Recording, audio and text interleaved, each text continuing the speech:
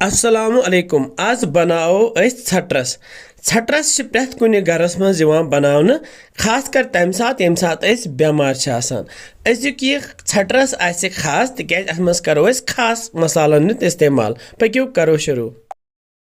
Chhat Ras बनावना बापत छ मे ये 1 किलो माज निमुत माज छ मे निमुत रानी हुंद ये छ चर्ब बगर माज तो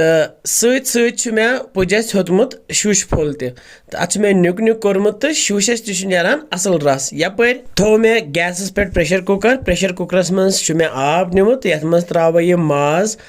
छलित असल पे तो माज त्रवित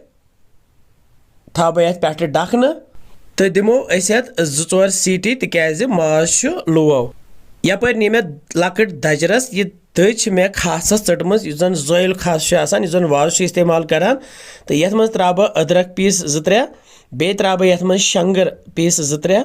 बे त्रा बह ये मज यह शोंठ नुक नुक कर बे त्रा बह यम मर्च फल 1-2 बे त्रा बह यह ब्रे बे त्रा बह यम मनक 2-3 यह शरबतुक खास किस्म आसान तो यह मसाल त्रवित वट बह यह फुटिज मे फुटिज बनावन कशर पे फुटिज वनान तो कर बह ये गंड वन तो गंड करो असल पे थो यह तैयार कर अम पे क्या करो अम पे गो माज तैयार यह 4 सीटी तो यह वालो गैस पे बोन खोलो करो यह चेक वस तो अम पे ओन मे यह बंटन अत पे थो बह यह छान तो यह फ्यानो आब यह सोरे आब रोज बंटनस मज तो इस आब यह करो पे माजस सत इस्तेमाल अथ बन असल रस तो माज थो ये छान मज तो छलहोन यह तरने आब सत मज माल गस असल पे साफ तो अम पे क्या करो जालो गैसस पे थो बंटन ये मज रस फिर तो ये मज त्रा बह वन यह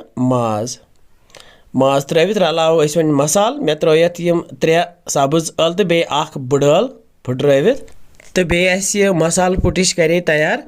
यह त्राव अत ऊर वस तो बे त्राव ये वन यह बादियान पाउडर चमचे 2 तो बे त्राव लेदर चमचे 2 लेदर त्राव ज्यादा पहम तिकाज Chhat Rasस मज लेदर ज्यादा गसान तो वन ग्रकान तो बे त्रावो वन आबस 1 लीटर आब त्रवित त्रावो सोबत हक मर्चवांगन 2-3 चटित बे त्रावोस यह बोड़ 1 चमचे कड़ित तेल बे त्रावोस यह रोहनुक पेस्ट 2 चमचे ऊर तो बे त्रावोस नूनस 1.5 चमचे तुम कूता नून खेवान तो तुम त्रो तमे हिसाब तो नून त्रवित थो पे डखन तो दिमो वन पाक यूत काल माज वार सेन तो क्या काल गसित करो चेक तो रस असल ये बनोमुत तो करो वन चेक तो माज सेनोमुत वस माज असल सेनोमुत माशाल्लाह वुचो वन फिरहन यह त्रामो डोंगस मज वस क्युत असल रस कतर द्रामुत तो माज तो असल सेनोमुत यह हको बचन दित क्या बच्चे शौक सान खेवान बे ताकती तो वमें तुह खसव अजुक Chhat Ras पसंद तुम तो बनाइयो तो इंशाल्लाह मिलो बे कैंसन नयन रेसिपियन तुत कल थो पन ख्याल बिहो रबस हवाल अस्सलाम वालेकुम।